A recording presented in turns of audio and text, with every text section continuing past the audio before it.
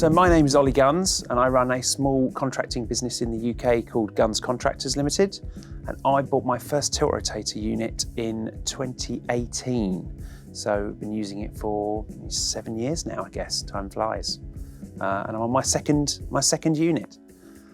I've had a varied career, which started off with landscaping, and then I moved into construction and actually ended up in construction management for a little bit before starting my own business, which is predominantly operating machines. There are pictures of me driving machines before I could reach the pedals.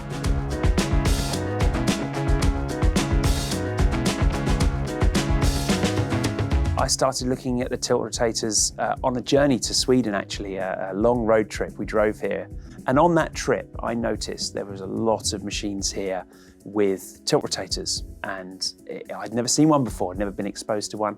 That would have been in about 2012, so that planted a seed in my head back then. I then moved on to start my own business in 2015, so a few years later, and initially, you've got a business, you're trying to make it work. I had an old machine that I was making work with a fixed pin-on bucket that, back then, but you have got to make it work with what you've got. But I had it in my head and I got some prices and quite expensive at the time to make that jump. Fast forward a couple of years into business and I got to play on one. There was a dig day and we got to experience what one was like.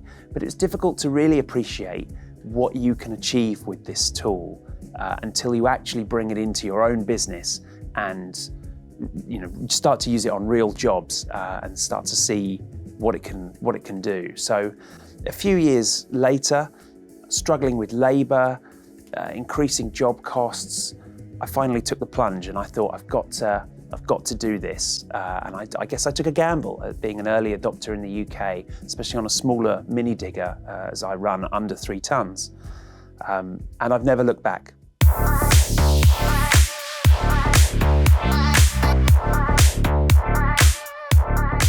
If you're doing shaping work, grading work, digging out ponds, the ability to dig those shapes, those profiles from one position, it will speed up your digging, I'd say possibly by up to 40%, at least, maybe even quicker on that kind of work. That unit has become a second man to me, to work alongside me. It turns up every day, it doesn't complain when it rains. There it is on the end of my machine and it's ready to go to work, and it's been a great addition.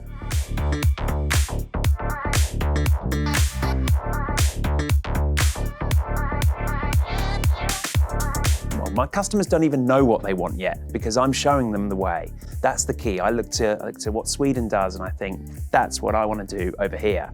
And if I can have a competitive advantage in the UK by kind of copying what you guys see as being day to day, that's my bonus.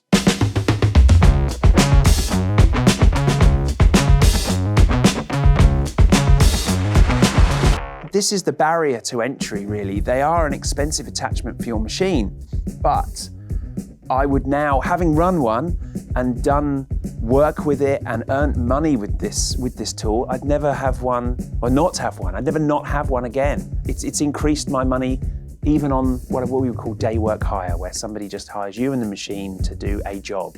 And on price work, you can either be more competitive against your customers because you can achieve things faster, or you can price the same price and earn more money, which ultimately way pays for the tiltrotator unit. So yes, of course, we'd always like them to be cheaper, but look at the technology that's going into them. And I'd rather there be more innovation actually in this area and pushing the boundaries of what we can get, whether it be EC oil on on the little ECO2 unit like I have, or the rotation sensors that you can get in these units now for integrating with your GPS, or all these other user-friendly features that they're bringing in.